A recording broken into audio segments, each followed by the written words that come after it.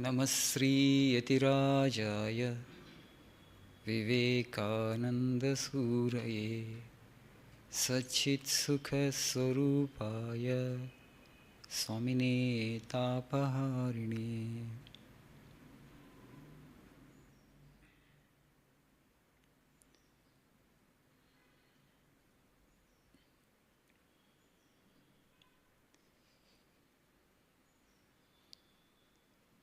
You all know Sri Ramakrishna had 16 sannyasin disciples. The foremost among them was Swami Vivekananda. The world knows about Swami Vivekananda, but not many know about the other 15 monastic disciples of Sri Ramakrishna. Today is the birthday of Swami Niranjananandaji. All the devotees of Ramakrishna, they know about these disciples, but the general public outside, they know about only Swami Vivekananda. But these disciples, most of them, did not lecture like Swamiji. They did not come out into the world much.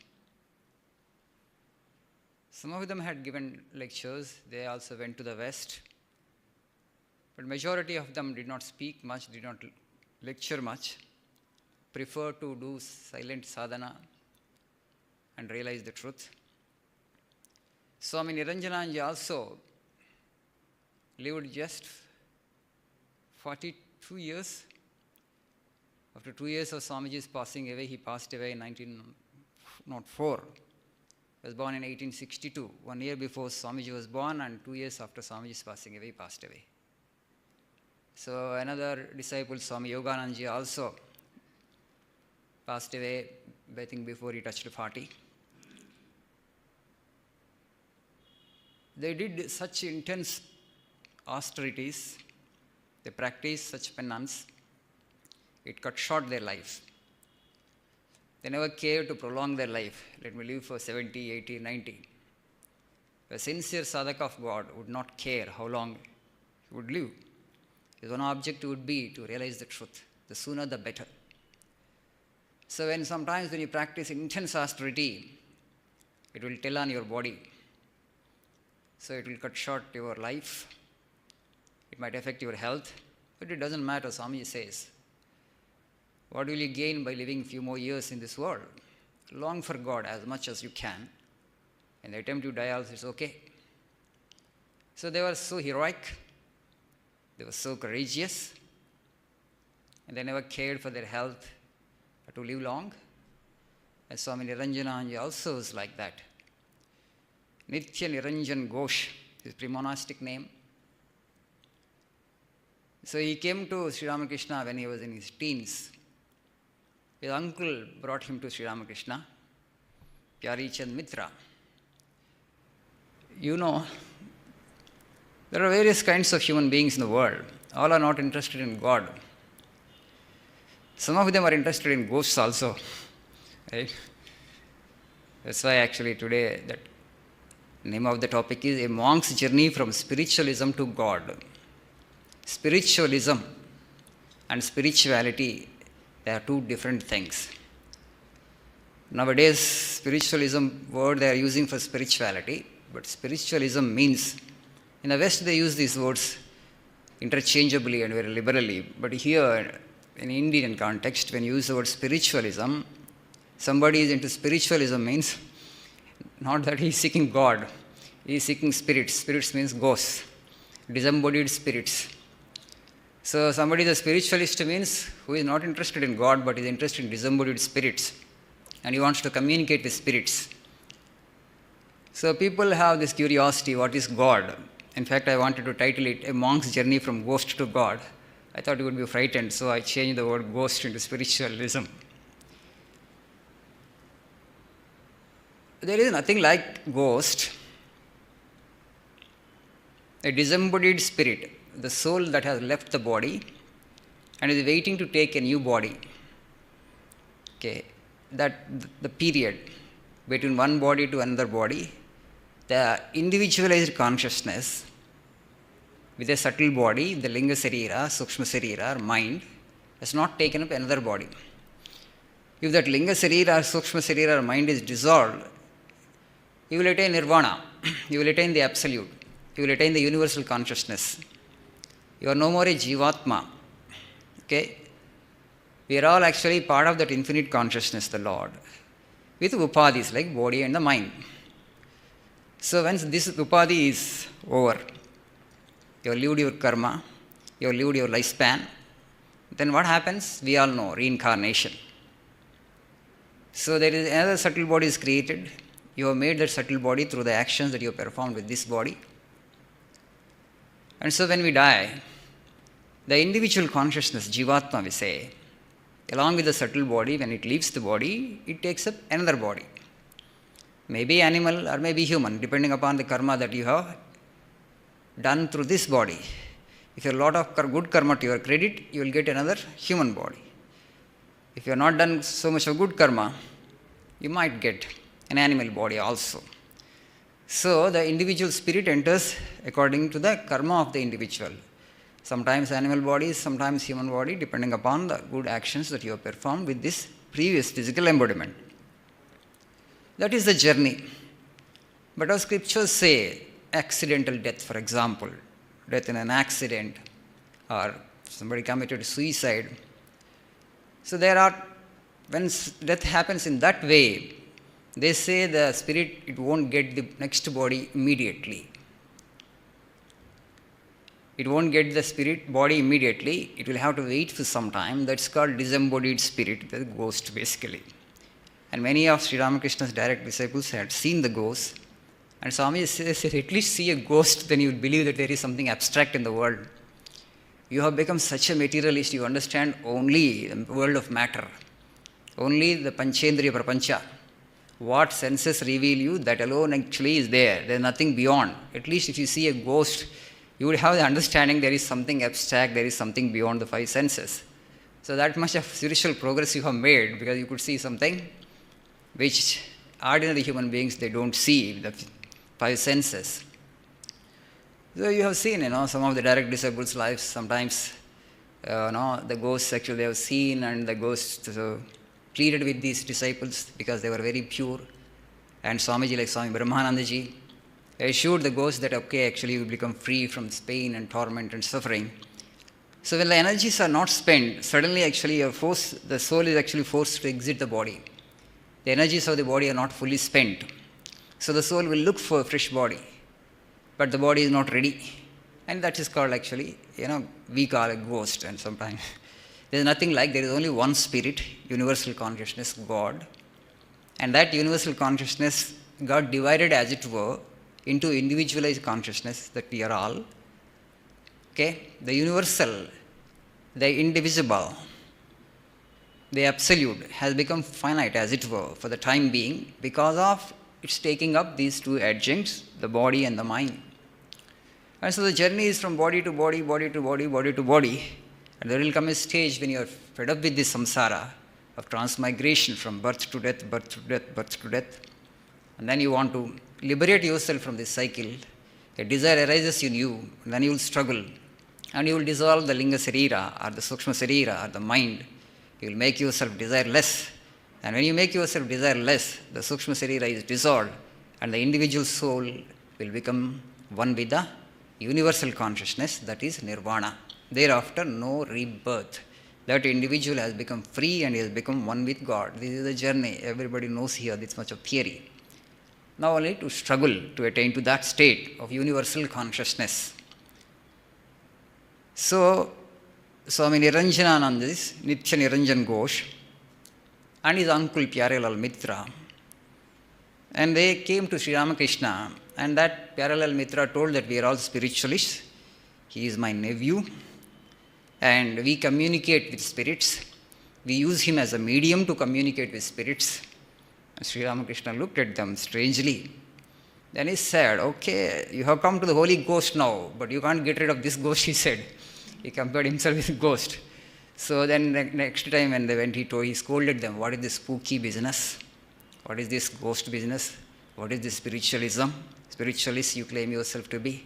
What will you gain, okay, by making somebody a medium to communicate with the spirits? What is this goal? What is this objective? And then he set them right. And as soon as he saw Swami Niranjananji, Nitya Niranjan Ghosh, then Sri Ramakrishna, he would very keenly see the person, the physiognomy and also the inner element, particularly the subtle body, the Sukshma Sarira, the Samskara Sarira. So everything is like open book for him when he sees an individual. Yeah, he set his mind upon this Nitya Niranjan Ghosh. He exclaimed, this boy is extremely guileless.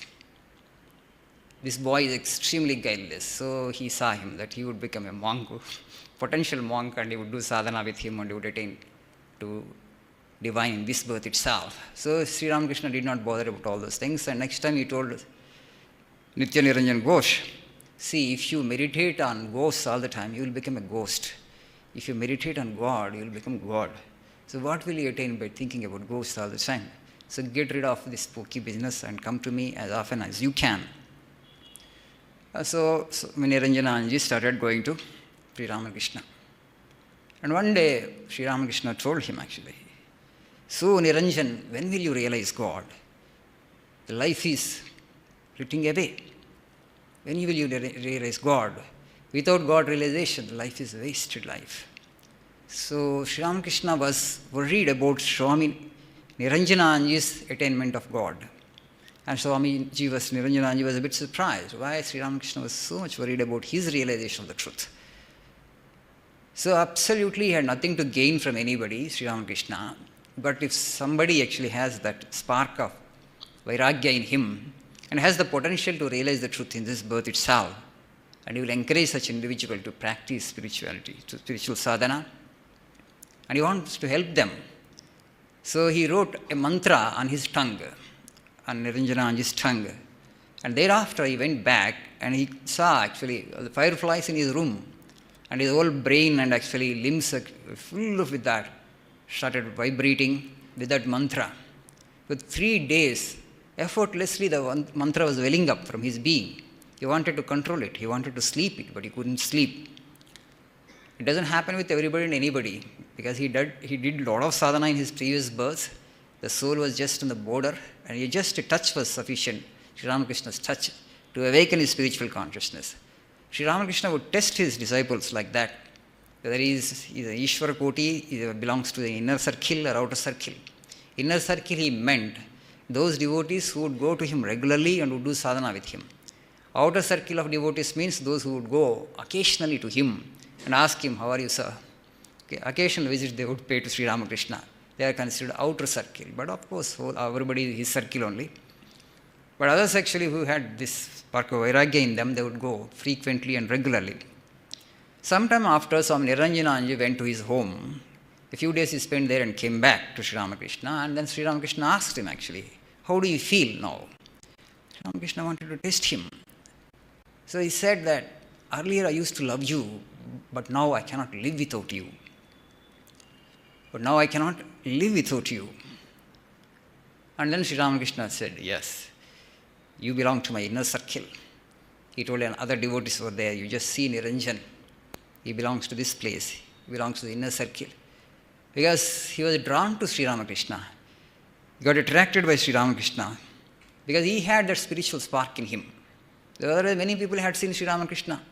Lakhs and lakhs of people saw him. Not everybody got attracted towards him. Not everybody felt like going to that Dakshineshwar every day. But these sannyasin disciples, because they had that spirit of vairagya in him, they found their guru in Sri Ramakrishna. They used to visit him regularly, and then they would take the spiritual instruction and do sadhana. You all know actually Sri Ramakrishna would ask them actually to sleep with him, to sleep at Dakshineshwar. And he would wake them up at 2 o'clock, at 3 o'clock. Have you come here to sleep? Get up, get up, get up. And do sadhana, do sadhana. Time is running away, time is fleeting away. You must do sadhana. And so sometimes he will touch, sometimes he will write on the tongue, and sometimes he would just look at and initiate in different ways. He would train them. Every day is important. Every day is important. But he will not try this with everybody, because he would see the person. If somebody has deep worldly samskaras, he will not touch him. There is time for him. He doesn't seek God. The time has not come yet. He will not waste his time on everybody and anybody. But you see that if there is potential in the individual, he will ask him to visit him again and again. And he said, O Niranjan, people in the world, if you do them 99 good deeds and one bad deed, 99 times you have helped an individual, one time actually you have refused to help him. So you will not remember the 99 times the help that you have done.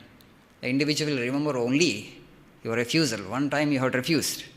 You refused to help the individual, and he will remember that, and he will get disappointed with you. Whereas with God, it is completely different. 99 sinful acts you have performed.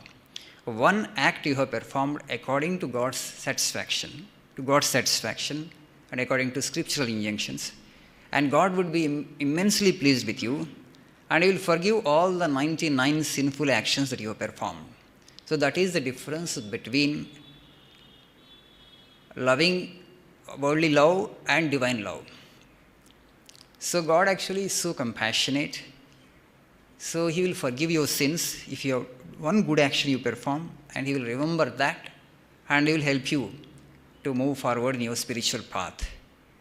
In Srimad Bhagavatam, Kuchelopakhyanam, the Kuchela, he goes to Krishna, we all know, and he wanted to ask something, but he couldn't. And then when he comes back home, he saw everything completely changed. His hut was not there, his hut was replaced with a palatial building. And his wife, so she was looking like Lakshmi Devi with all ornaments and all, silk sarees she was wearing. And then looking at that, Kuchela exclaims actually, what I deserve, how I deserve this. You just see the compassion of the Lord. Whatever we give, it's okay, He magnifies it. Kinchit karoti uruvapi yat swadattam surat krutam falgu api bhurikari mayopanaitam pratakaika vrishtim pratyagrahit pritiyito mahatma kinchit karoti uruvapi yat swadattam. So God gives so much to us, but He doesn't consider I have given so much to this individual. He considers it as a trifle. Kinchit karoti yat swadattam. So otherwise the whole universe belongs to Him. How much He has given us? Are we grateful to Him? Are we grateful to Him? The air we breathe, anything that is. We have not created anything in this universe. Everything we use. If you have that perspective, you will be grateful to God all the time. All the time you will remember. Whatever you take from this world, you will take that with sense of gratitude and thankfulness. The food you eat belongs to God. The air we breathe belongs to God. The clothes that we wear belong to God. Everything, because Panchabhutas He has created. The whole universe belongs to Him. That sense of gratitude, that sense of thankfulness is a must for the spiritual sadhaka. And so God gives so much, but He doesn't consider that He has given so much, because we are all His children. So He thinks it's a duty as a father to give us. But we, on our part, should be grateful to our Father for all the mercy that He showers upon us in the form of this much. Okay, the whole universe is His. Kinchit karoti yat swadattam. Uruvapi yat swadattam. Suhrit krutam falgu api bhurikari. So a good devotee, a disciple, a pious man, a honest man, if whatever he gives, the Lord considers it as a very great offering. Patram pushpam phalam toyam yo me bhaktya prahachati. You may not offer a big thing to Him. You may not offer gold, you may not offer money, you may not offer land. Patram, pushpam, phalam, a leaf, a flower, toyam, a little water. You offer with devotion, and God considers it as a big thing. The individual has offered me such a big thing because you have devotion. Suvrit krutam falgu api bhurikari. Even if it is little, he considers it as so much. And Kuchela was thinking, actually, he's thinking in himself, Mayopanitam Prutukaikam Rustim. The Lord was Dwarakadesha, He was the king of Dwaraka. But whatever he had carried, the flattened rice, but Krishna took with such love and relished it. And so Kuchela was surprised. So he was telling, Mayopanitam Prutikaikamuschim Paryagrahit Pritiyuto Mahatma. So with great love he had taken the flattened rice, I carried over to Krishna. So he was just seeing the kindness and compassion of the Lord. He was reminiscing about that. So Sri Ramakrishna tells the same to Sri Niranjan. So you don't waste investing your love here in the mundane world, on people, on relations. Most of the time we feel cheated sometimes. Oh, I have loved so much that individual. I have given so much to that individual. But he or she has not reciprocated.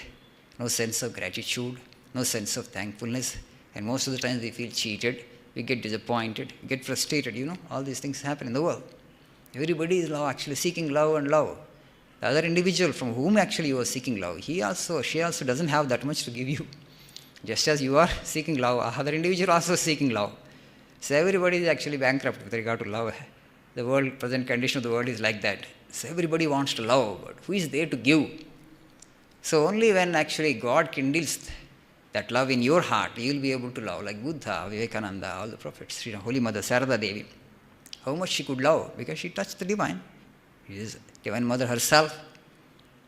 Divine Mother herself, that capacity to love everybody without the distinction of caste, creed, religion, or race, a class. That's what actually we appreciate in her, that's what we admire. But why don't we try to cultivate the same kind of love? How that will happen? It will happen if you touch the feet of God. You learn to see every human being as a form of the divine. So when you touch the core of your own being, because that is divine, then you will see everybody actually as a manifestation of the same divine principle. So spiritual realization is important. When you realize the truth, afterwards you will become that universally loving. Everybody will become dear to you. Every face will become the face of God for you.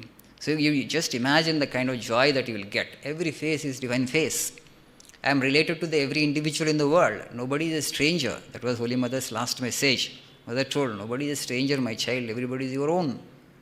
So please don't find faults with others, she says. You are finding faults with others because you think that there is somebody else. Other is there. There is nothing like other and you. It is all you.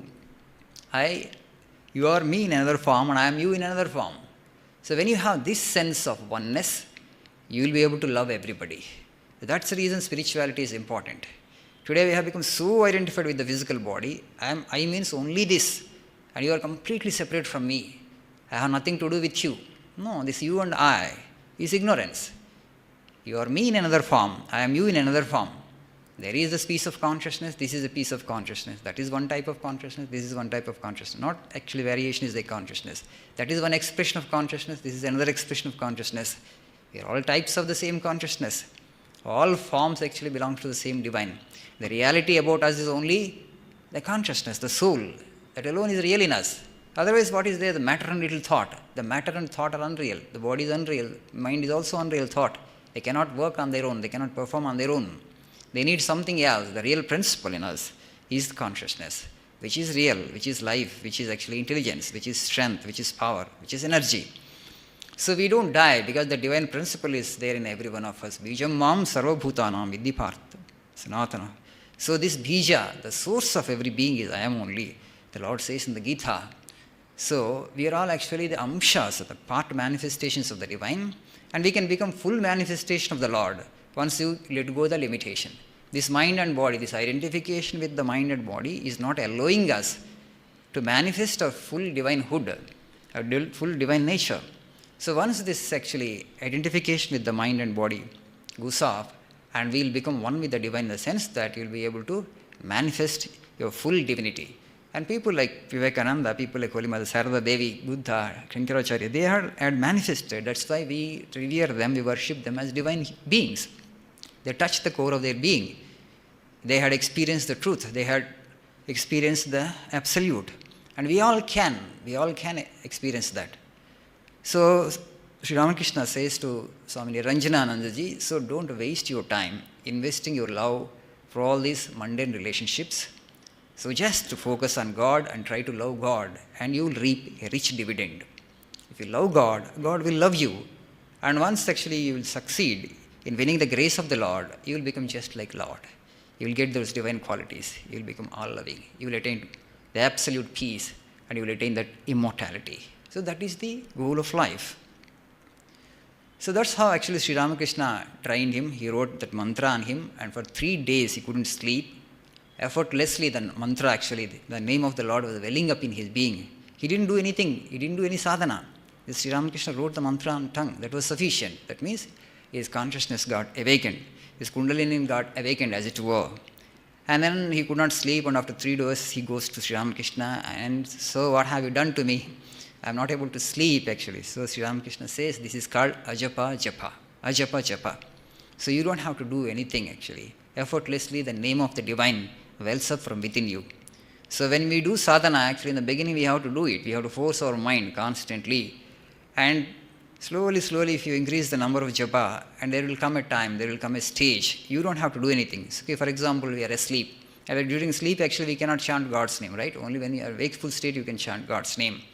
But for individuals who are highly spiritually advanced, you have done a lot of sadhana. During the daytime, you do actually the japa on your own. Nighttime, actually, it happens automatically. The name of the Lord is welling up in your heart. Without your effort, unconsciously it will well up. That will happen only after a stage. And in case of these Ishvara Kotis, that means they are born perfect. They won't be trapped by Maya. So the Ishvara Kotis are perfect souls, perfect by birth. And Swami Niranjanananda belongs to that Ishvara Koti group. And so Sri Ramakrishna liked him very much because he was guileless, and Sri Ramakrishna used to say it's not easy to be guileless. Only an individual who practiced a lot of spiritual austerities in his previous birth would be born like that, absolutely guileless. A calculative mind, Sri Ramakrishna used to say, cannot realize God. But today we are very, very calculative, because of course that is also needed to a certain extent to survive in this world. If you are too guileless, people will exploit you. But if you are guileless, actually you have to take up only the spiritual path. If you want to be in the world and if you are guileless and too simple, too naive, and people will exploit you. That's how the world is. Okay? They will not appreciate you, your simplicity, your guilelessness, okay? Your purity. So this is how the world is. But if you want to realize the truth, you need to be guileless. You should not be a calculative individual. And Swami Niranjananji had such a divine quality. And you know, Sri Ramakrishna has a special way of training his disciples. No same instruction was given to everybody. No two individuals would get the same instruction, depending upon their temperament, depending upon the impediments that he sees in them.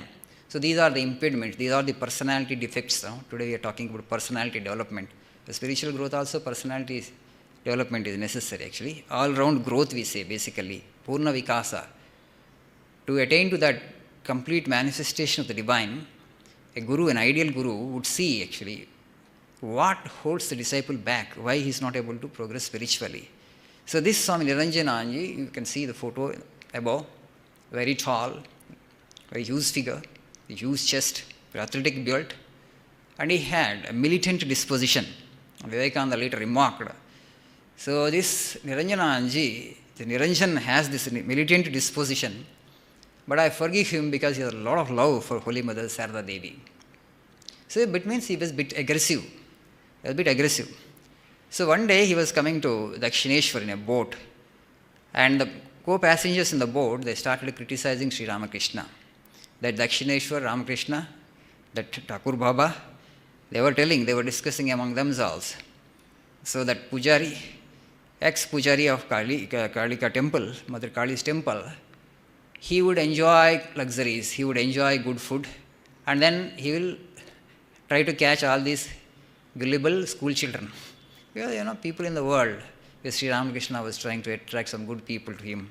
He wanted some pure souls around him who would do sadhana, who would take his instructions and who would remain and stay with him.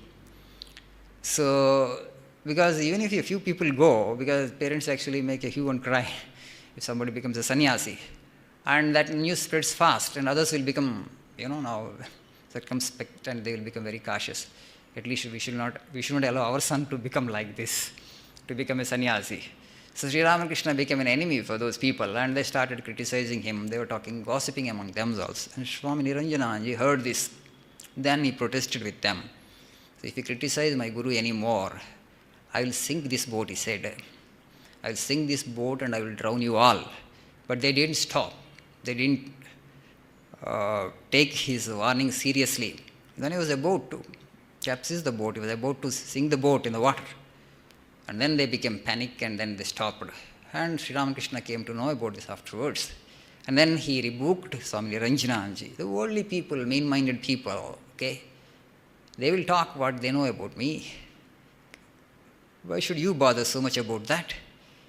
So you are about to capsize the boat, you are about to sink the boat, but other people are there, they didn't criticize me. Like that oarsman, that helmsman, they didn't criticize me. But if you had done that, you would have harmed them for no fault of theirs. So anger is no good, my son. You should not become angry like that.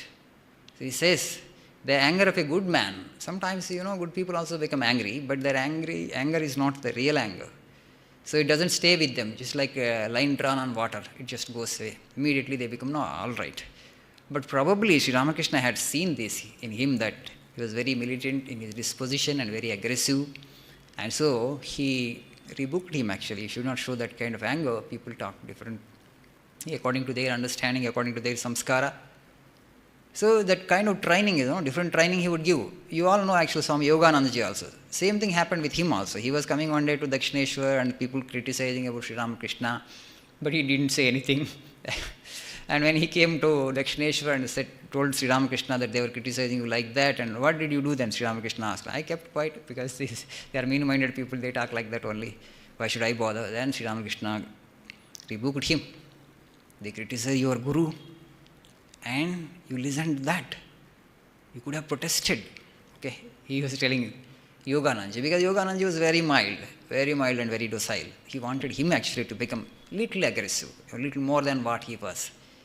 He was too, he would not say a boo to a goose kind of man, very mild, and whereas Niranjananji was very aggressive. And here he was trying to check the aggression of Swami Niranjananji, where actually Swami Yoganandaji was trying to make him a little more, self-assertive. So it depends upon the temperament of the individual, where he is, what blocks his mind, what impediment he has on the path. And so Guru actually removes that. And one day these disciples were discussing about free will. We all have this free will and predestination. Many people come and ask, Swami, everything happens by the will of the Lord. Why should we do anything? Why can't we sit quiet? You can. Right? This is an eternal debate. So we know that in our culture, all the scriptures say that everything happens by the will of the Lord only. Then what is the role of human will? What is the role of human being? What is the role of my sankalpa? What is the role of my volition? We all have this doubt. And they had discussed among themselves, and then ultimately they couldn't come to a conclusion and they go to Sri Ramakrishna. And Sri Ramakrishna was a bit amused. Okay, he said, where is free will? Everything happens only by the will of the divine, he said. It has happened only by the will of the Lord, it will happen only by the will of the Lord. So according to Sri Ramakrishna, the free will of human being is a myth. There is nothing like. You are absolutely under the control of the divine. You don't know that. You are not aware of that. Somebody whom we call as a spiritually illumined soul is he who has surrendered to the divine will totally. There is nothing like my will. I don't want to keep my will at all, because when everything happens by the will of the Lord, so he is only working through me. He has taken me this as instrument, that's all. This is his instrument. Whatever actually he wants to accomplish through this instrument, that will happen. Nothing else will happen. So you have surrendered totally to the divine will, and absolutely no suffering comes to such an individual. See, suffering comes to in our life because of this. Things have not happened the way we wanted. That's all. That is the only source of pain. What else is the pain? You aspire for something, you want things to happen in a certain way, but things have not happened that way, then you are pained, right? The suffering comes. But why should he have a will at all in that sense? Because this is his instrument, and what he wants to accomplish through this instrument, he will accomplish. That is surrender. So there is nothing like you now. So if this I gain, actually I will be happy. If I don't get this, I will be unhappy. Nothing like that. What he wants to have this through this instrument, and he will have it. So that is actually absolute surrender. It's not easy, of course. And then Sri Ramakrishna gives an example. When we all have the sense that we have the free will, right? We all feel that we have the free will, that's why we act. All the things that we do, all the goals that we set, all the objectives that we set, all the planning that we do, because we feel that we have the free will, and that's the reason we exert ourselves so much. Then from where actually this sense of free will is coming? Every human being feels that he is free. Nobody is thinking that, nobody is feeling that he or she is an instrument in the hands of the divine. Okay? We don't feel that we are instruments in the hands of the divine. If you really feel you are an instrument, absolutely, there will not be any suffering. You have attained to perfection. So somehow we have this sense of free will. Somehow we have sense of that we can act upon. We can act and we can have some control over things, and things will happen our way. Because we have this sense, we plan, we cultivate goals, we set objectives, so all these things happen. And Sri Ramakrishna said this is only to deceive us in a way. This is only Maya. This free will is Maya. We all feel that we have free will, but only after long struggle you understand that you are an absolute instrument. Absolutely no free will we have. Hari Ajnaleride of Valladadu. Even leaf doesn't flicker without his will. Okay? When an ant doesn't bite without his will. Everything happens only according to his will. And an individual who has come to this conclusion, that means he has totally surrendered to the divine, and he will not have any suffering because he will not question why this has happened. No, such question is not there. Only because his will happen. You will not question any happening in your life, good or bad. You will not classify something as good or bad in the first place. Even if something bad happens also, you will not question because it's his will. So here, Sri Ramakrishna said it's like a cow tied to a post with a tether. Okay? A cow is tied to a post with a rope. The cow can move in a certain space. Let us say the rope is 10 feet long. Within that distance, actually, it can move. It can stay very close to the post, or it can move in that 10 feet distance. It can revolve around the post also. That much only. But that is only to deceive us. Then why did God give this much of free will at all? He could have removed everything from us, so things would become easy. But then nobody would be interested in the world at all, and everybody would become God in no time. So that little free will kind of thing is an illusion, is a myth. It is only to deceive us. That is only Maya. So as spiritual seekers, we are struggling actually to let go that, to understand that there is nothing like free will. Everything happens by divine will. So we are struggling to surrender. Our mind actually doesn't allow us to surrender that quickly. That is the struggle with everybody. So Sri Ramakrishna told, God actually, out of his infinite compassion, if you pray to him, he may actually change the post and actually tie you to some other post, or he can tie you with a little longer rope, or if he is pleased with your sadhana and devotion and prayer, and he may liberate you also. There is a cow, there is a farmer, the owner of the cow. The cow actually wants to liberate itself. It doesn't want to be tied to a post. It is struggling and struggling and struggling. It is not eating grass, not eating fodder. Okay? The rope is cutting its neck. The rope is cutting its neck. And then the owner will be alarmed. Because if I continue the cow, if we continue to tie it like that to the post, something might happen to it, right? The rope might cut its neck, and it may die also. It's not eating fodder. What will happen? It will die. So then what he will do? If your owner, if he has a little love, he will not allow the cow to die. He will come and he will untie it. And now cow has become free, and it will run away into the forest and it will graze wherever you want. Like that, you must feel the bondage, and you must long for God. So you must feel the suffocation of the bondage. And then when you pant and pine for God, then God understands that this individual might die if I don't show myself up to him. And then he will liberate us. That's what Sri Ramakrishna did. That's what all great spiritual seekers did. And Sri Ramakrishna wanted Divine Mother to give her vision to him. He panted and pined. He would roll on the ground. One more day passed, O Mother, but you are not showing yourself to me. You have given your darshan to Kamala Kanta. You have given your darshan to Ram Prasad. What sin I have committed? What more you want from me? I have surrendered myself absolutely. I have nothing. I don't want anything of this world. I want you only. But still, actually, Mother, didn't come. She was tarrying and she was delaying and she was not coming. And then ultimately, what he was about to do, he wanted to chop off his head. And then she revealed herself to him. This is the last test, of course. God will see. You may say that I have no desires, God. Actually, you are not showing yourself to me. I am not getting your vision, actually. but I have no desire. If you just say like that, it doesn't work. God knows whether you have desires or not. Because He is closer than the closest. He can look into our heart. We can cheat anybody in the world, but we cannot cheat God because He is before us. He is the indwelling spirit. He is the Antaryamin. You may tell and we may befool ourselves and we may befool others, but you can't befool God. That is the one condition that He has put to every one of us. If you don't want the world, if you seek only God, I have no trace of worldly desire. I don't want anything from this world. I want only the divine. When you have reached to that degree of vairagya, dispassion, then God will not delay you a second more. Then you will have the realization. So preparing the ground takes time. Preparing the ground takes time for everybody. So we all have the question that why doesn't He reveal Himself to us? So I have done so much of sadhana, Swamiji, but nothing happening in my life will happen. In course of time it will happen. You have to have patience. It is not the question of one birth, but you have to have the patience. That is the problem. This is the biggest problem in spiritual path. Actually, you can't have immediate results here.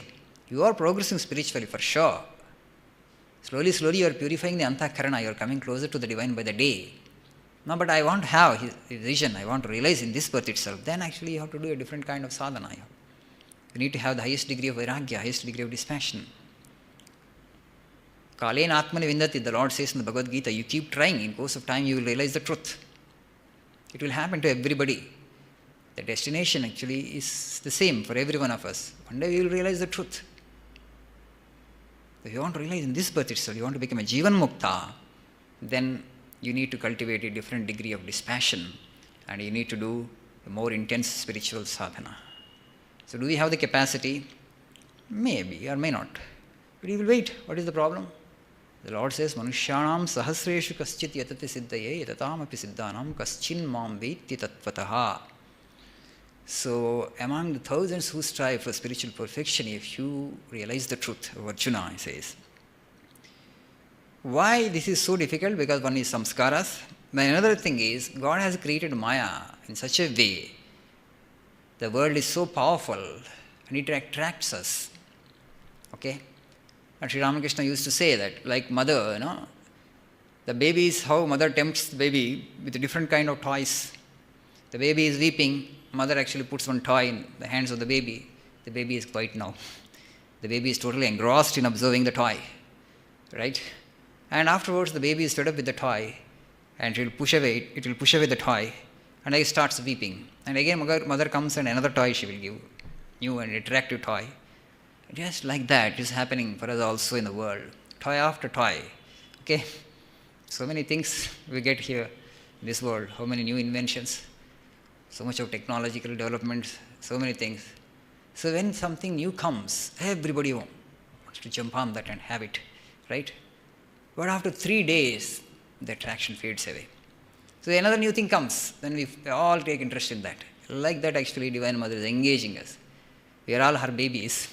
We are all her infants, and she is engaging us with the toys. All the things that we have created by using all our brains and genius are all the toys which in fact have taken us away from God. And so the world has become such an attractive place because of all our creation, because of all our inventions. Okay. Cultivating dispassion is not easy in this age. Okay, earlier days, 100 years back, nothing was there, only bullock cart to travel. Nothing of that, so only little food and little clothing and little hut. Even if you want to have a mansion, it's not that easy. So, world was not such an attractive place. But today, with all the things that we have created, God has created, of course, a grand world that itself has a great appeal, great attraction. And apart from that, in addition to that, we have actually manufactured our own world. We have created our own things by using our genius, our brains. And all these things together form such a strong attraction for us. And to take away our mind from these attractions, from the world, and concentrate fully on God takes time. And dispassion comes only when you understand that world is absolutely hollow. There is no true happiness here. As Sri Ramakrishna would say, like hog plum. It's only skin, there is no flesh in it. There is only semblance of happiness, there is no true happiness here. And when you come to that conclusion, nothing of this world will attract you. Even Swami Niranjananji, when he was practicing as a spiritualist, Okay. When he was practicing as a spiritualist, a rich man goes to him. So he suffered from insomnia for almost 18 years. Insomnia is sleeplessness. So he goes to Swami Niranjananji for help. So Niranjananji tried to help him. Okay, he helped him to some extent by using his powers, the psychic powers that he had attained through his spiritualism. And afterwards, he started thinking, this man is so rich, but he doesn't get good sleep, and what a torture it is.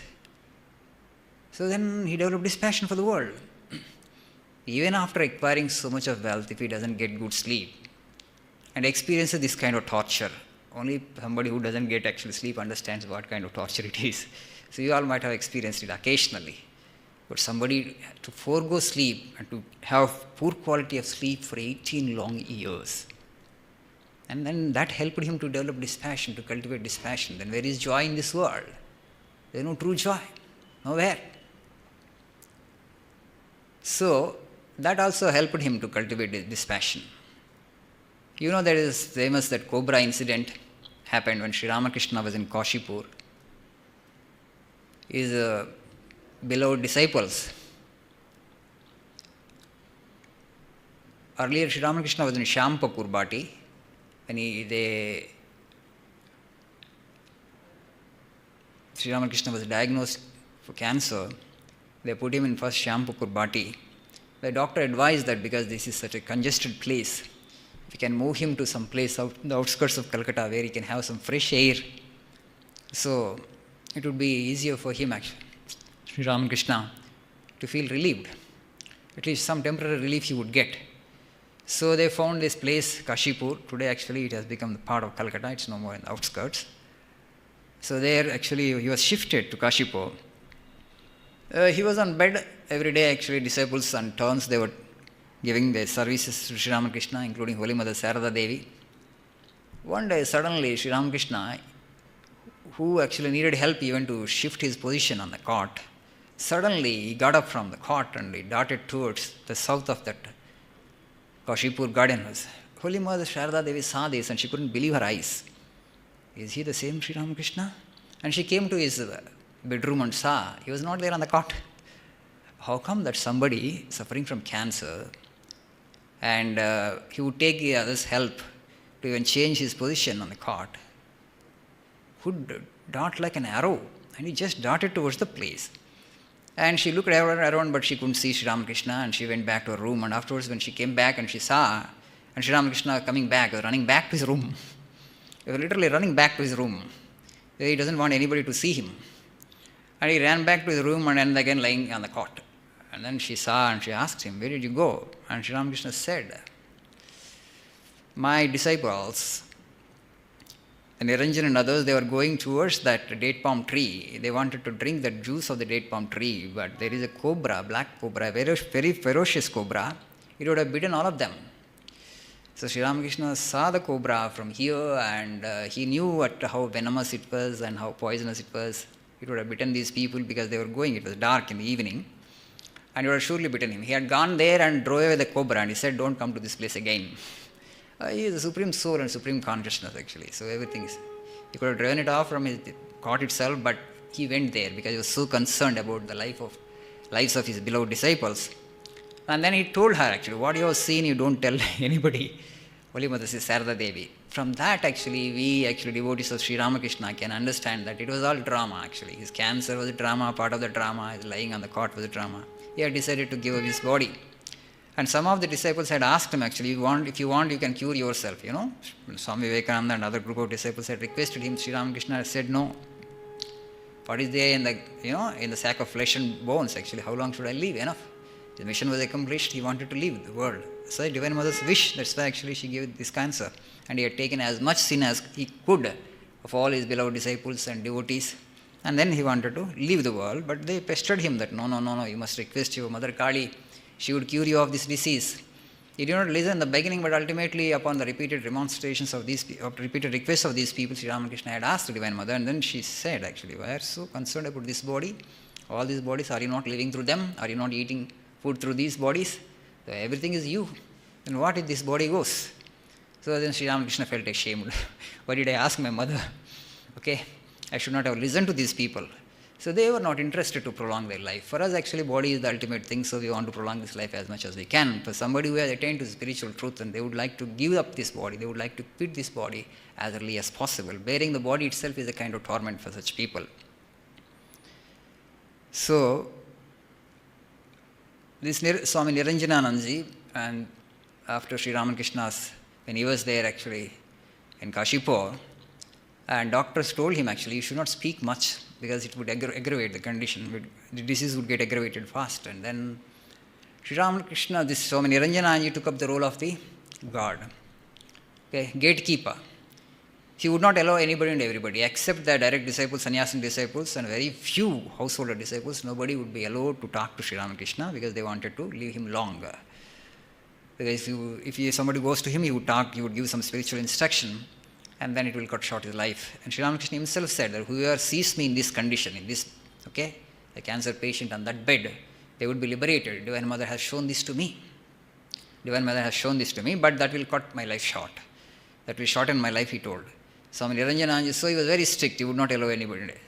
So one day, one devotee actually, she is Nati Vinodini, and she is part of that some Girish Chandra Ghosh drama team. And Sri Ramakrishna in 1884 went to see the drama of Girish Chandra Ghosh and Chaitanya Leela. And this woman, Vinodini, actually, she acted as Sri Chaitanya. And Sri Ramakrishna was highly inspired by her performance, and he went into ecstasy seeing the drama, and she acted it so beautifully. And afterwards, he blessed her. But you know, the actresses were not that respected in those days. And also, they were considered impure people.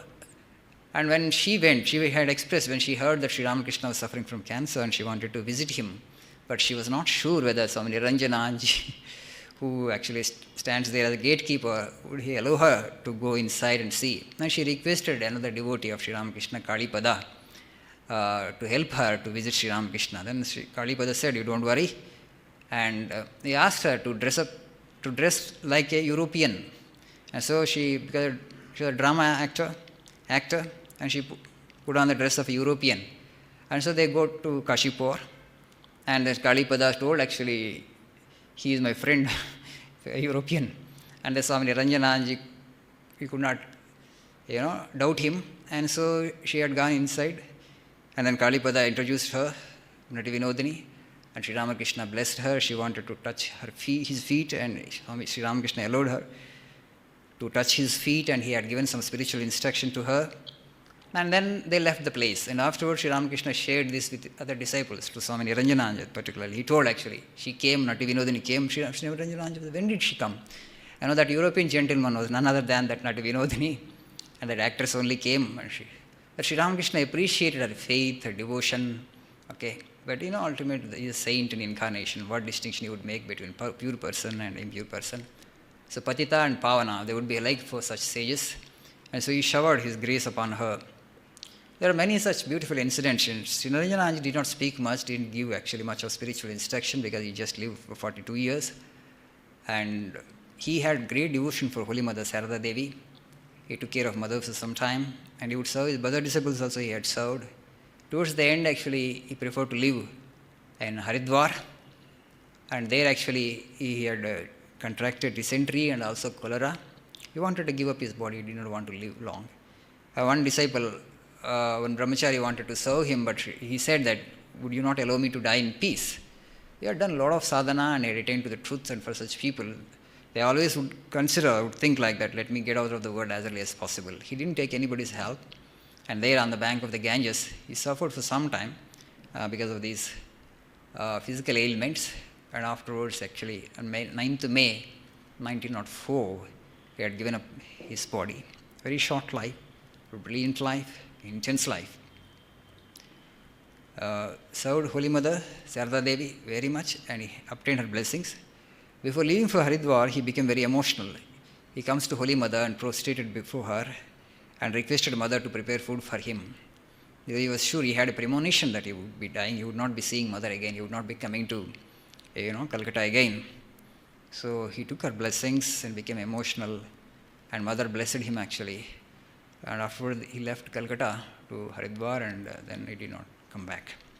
And the Varanasi Home of Service actually is 115 years old ashrama.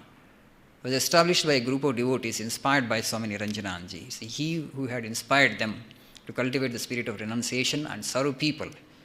He subscribed fully to Swami Vivekananda's ideal of service to mankind is service to God, and he would encourage people to serve others. That is a great spiritual sadhana. So he inspired those group of devotees, and they in fact started this Varanasi Home of Service, where we are running a hospital, very big hospital. And since then, from the last 150 years, a lot of service has been done through that. Many sadhus, maybe backward place in a way, actually not many good hospitals are there in Varanasi. Tremendous service, many monks have done a lot of service to that. So service to other human beings is only to help ourselves become pure, and it is only for our spiritual betterment. And so Niranjananji encouraged people actually to serve others. That's also a great spiritual sadhana.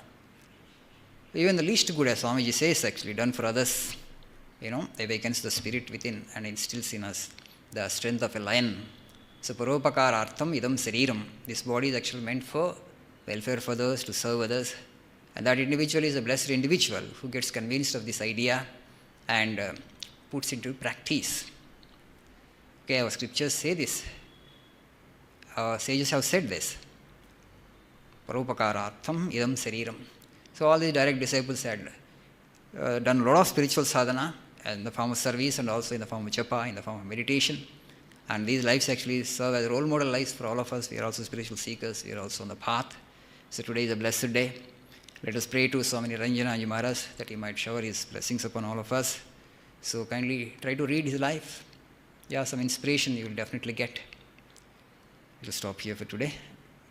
We shall meditate for 2 minutes before we depart.